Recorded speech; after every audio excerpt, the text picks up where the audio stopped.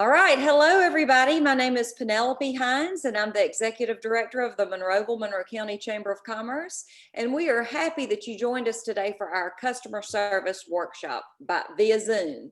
And we are thrilled to have a customer service expert with us, Maggie Quimby, who is the marketing consultant for Comfort Care Hospice. She's been with that company for 4.5 years. And previous to that, she had over 25 years of retail and sales experience. So Maggie is not only one of the kindest people you know, she's my friend too, but she is an expert, truly gifted expert with customer service. So Maggie, we will let you just take it away. I'm going to disable my video screen here and just let you go with it too. Okay. And if you have any questions, anybody, as we go through this, feel free to type it in the chat section, and we'll go over the questions at the end. So Maggie, up to you. There we go. Thank you, Penelope. That was much too nice. But anyways, I just want to start by saying, if you don't wear readers yet, you'll probably start by the time you're 50. So they're wonderful. And so I can see my notes, because those who know me, which I see a lot of names I know that I can get on a rabbit trail, and I love people and I love to talk. And so I love building relationships. I truly believe with all my heart that God gifted me to build relationships. So that's really what I do. And like Penelope told you, before Comfort Care, I was in sales for 25 years. I hated even to call it sales, and I hate to even call the job that I have now sales, but a marketing consultant is typically labeled as a salesperson. So anyways, no matter what product that you're selling, it doesn't matter if you're representing a college, as we know that Elisa does, or if you're representing the chamber, as Penelope and Logan do, or if you own a boutique in Monroeville, or work at a boutique in Monroeville, or at a restaurant. We all know that people enjoy a warm smile and a friendly face. And I'll be honest with y'all, if I go in a store and I don't feel welcomed, or even like, hello, how are you today? It really puts a bad taste in my mouth. I have been in some stores and different boutiques or different places, not in Monroeville, but just in different areas where, the person working behind the counter did not come out, did not move, did not say hello. And, sometimes when we walk in a place, we ourselves are feeling a little bit, maybe timid for some reason. And when they don't speak, it really puts a bad taste in your mouth. So I have 9 things that I think are really important with customer service. And I do think it's how I've built my business before. I think it's how I built my business for 25 years with Premier Jewelry. It was about honoring God and serving people. And it really was. And this jewelry was just the vehicle for me to do that. Well, that's how I look at Comfort Care Hospice. It's a vehicle to get into people's homes, to talk to families, to teach them, and to help them know what we can do for them and their family. So I'm going to start with number 1. You're going to have to, if you're going to have good customer service, you're going to have to know your product. And some of you are thinking, well, I don't sell a product. I work somewhere where we're not in sales, but you're going to have to know, whatever it is that you're offering people. It might just be a service such as, being a friend to someone, whether you're in outside sales or inside, and you want to make sure that your staff there with you understands that. There's nothing more difficult than if you're pouring out what you can give, and as far as customer service, but then you're working with staff that are totally opposite. And so the community that we live in, they're saying, Maggie or even Penelope, you're doing a good job, but your staff is not, and that hurts us. So it needs to be a team thing, and it needs to be something, that we explain to our team. Just really be aware of the most common questions that a customer might ask or a community friend may ask. You really want to be aware of that so that you can answer them with a sincere answer. There's nothing like sincerity and nothing like treating people right. And so even if you've messed up or something didn't go right, you know what? People will forgive you if you're sincere, and they'll come back and they'll do business with you, or, you know, y'all can move on together. And it really is about that sincerity. Okay, number 2 is, of course, this is all easy stuff, and be friendly. I do want to say this. I've seen where people are shy, and so it is, you know, maybe scary for them to step out of their shell and be friendly, be the first one to say hello, be the first one to give a compliment.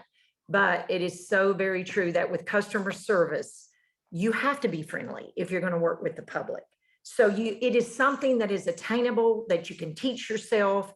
You can teach yourself to answer the phone correctly. And one tip I always like to give is, even if you work in an office and maybe you're the receptionist or whatever, have you ever called an office and just got, you know, whatever, Comfort Care? I've always said, you know, we should always say, hello, thank you for calling. How may I help you? Or something nice, or Chamber of Commerce, how may I help you? Just something nice, something friendly. And if you'll practice that, and even smile in the mirror before you answer the phone, keep a little mirror by your desk. If you'll smile first, your voice will convey that when you answer the phone. But being friendly is very important, very important. And sometimes when people are shy, they're standoffish. That doesn't come across as shy. That comes across as aloof. That also comes across as, oh, maybe they're rude. And this person can be the nicest person in the world, but if you're standoffish and you don't approach first, it's very hard for a customer to think that you're just shy. So as a matter of fact, in sales or anything else, any type of job where you're in the public, people are going to automatically think, you know, that you're supposed to be the first one to step out and speak or help them, not them come to you. Always say thank you is number 3. Very, very important. Gratitude is always something that people remember, and it can remind your customers of why they shopped with you or why they did business with you in any way, shape, or form. Saying thank you after every single transaction. I'll give you an example. Even though I'm a marketing representative for Comfort Care, and I do work closely with the doctors and nurses, there are times that case manager may just call the office, and what they may do is just give the referral over to the office, fax in the paperwork and all of that. Even though it's still my referral because that was my account, I make a habit of calling the case manager and thanking her. And then secondly, I get the family's number and I call them and build a relationship with them and tell them that I'm here for them, and that if they have any questions, or, you know, I tell them no question is dumb, you can call me night or day. That way I'm building a relationship, and you know what happens with that? It trickles down, and then they will tell different family members and different friends. I can't tell you how many referrals I've gotten because someone posted something really nice on Facebook and said, oh, you should choose Comfort Care. You know, it's really from building relationships, y'all, basically. It really is. And saying thank you and letting them know, hey, we appreciate you so much, and we're going to do the best we can do. Number 4 is, you know, I've already mentioned this, so I'm not going to go deep into it, but train your staff. It's important to make sure that all of your employees try to feel or, you know, convey that kindness and that customer service that you try to convey. So important. And if you know someone is in your office that has a bad, you know, a hard time with that, talking to them is the best thing that you could do. And, you know, sometimes that's a hard conversation to say, you know, Shelley, I think if you smile more, you have such a beautiful smile.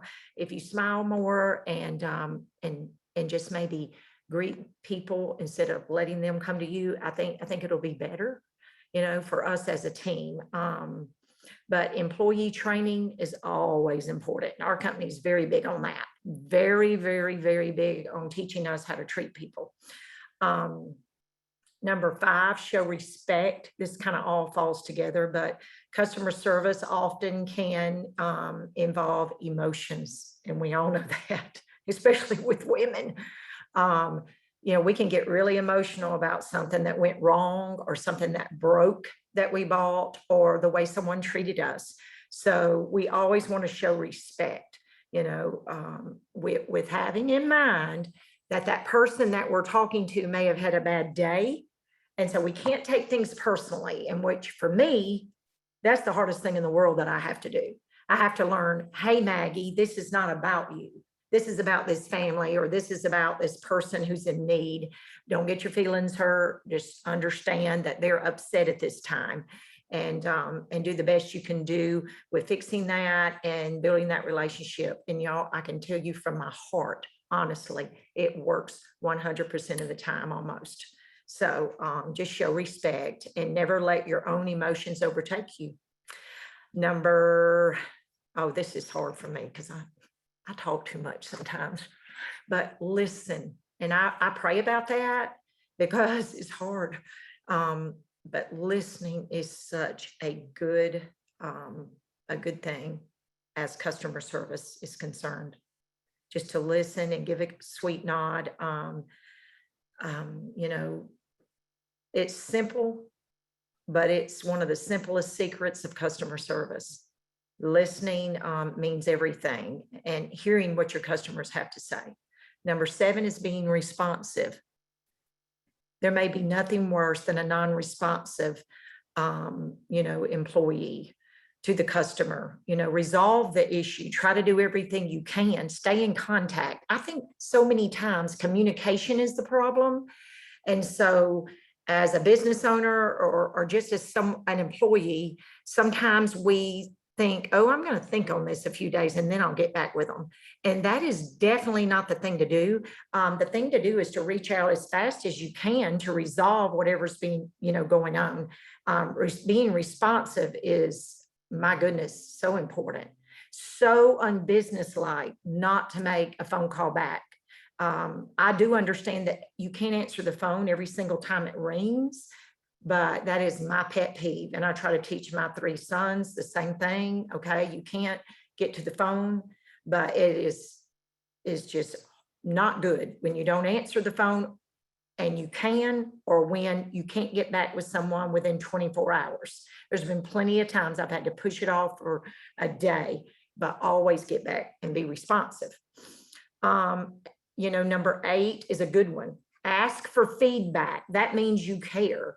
You may be surprised what you learn about your customers and their needs when you ask them what they think of your business. Be confident enough to say that. You know what? I had to say the other day to a family, please let me know.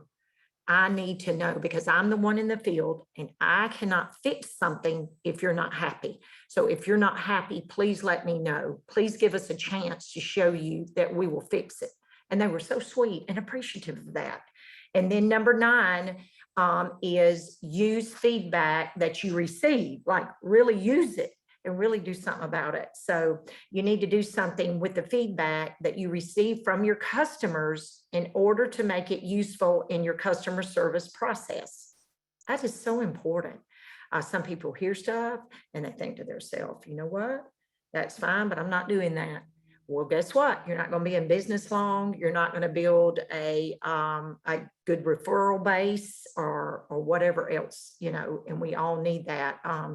Excellent customer service is, it just often comes down, y'all, to consistently checking in with your customers and making sure that they are happy. That's really basically what this boils down to. So I hope you enjoyed that. I love Monroeville so very much. And I call Monroeville my home away from home, and it truly is. So thank you for letting me be with you. And I appreciate you, Logan and Penelope, so much. Maggie, thank you so much for joining us today. And if any of you would like to rewatch this video or to share it with any of your employees, it will be available soon, probably this afternoon on our Chamber of Commerce YouTube page. And we'll also have it on our probably Facebook. Logan, you probably will do that too. Logan's the genius behind all of that. So she'll get that handled for us. But thank you all for joining us, and y'all have a good day. Bye-bye. Thanks, guys. Have a good day. Thanks, Maggie. Thank you too, babe. Bye, Maggie.